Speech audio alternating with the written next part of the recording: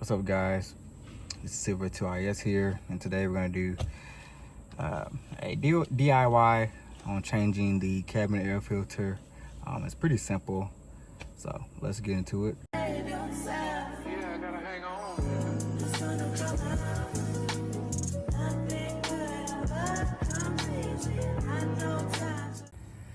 So the cabin air filter is on the passenger side.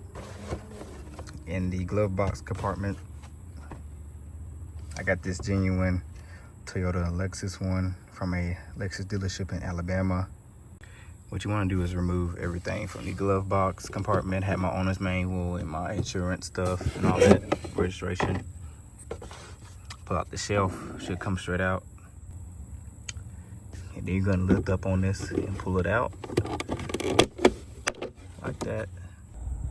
You do want to make sure that your air recirculation is on.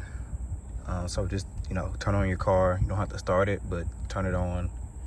And then hit air recirculation. Make sure it's on the recirculation mode. It controls this little door that goes up and down. After you do that, you're going to lift it up and then pull it out.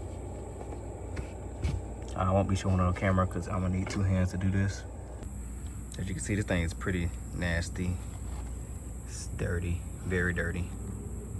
As you can see, it's a big difference. To get it out though, you just lift it up. You can just move this and lift it off underneath the tabs. You can remove the old filter by just squeezing it and then pulling it off. And going underneath these tabs right here. Then you just pop the new filter in. Then line it up where it says up. Put that facing that way. Just slide it back. Now, once you put it back down in place, it should click into these tabs. Put the panel back.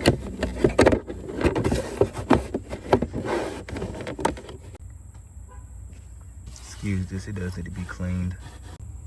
Once you get this shift back in, there's a little cutouts for the shift to snap back into. Should be pretty flat and not moving.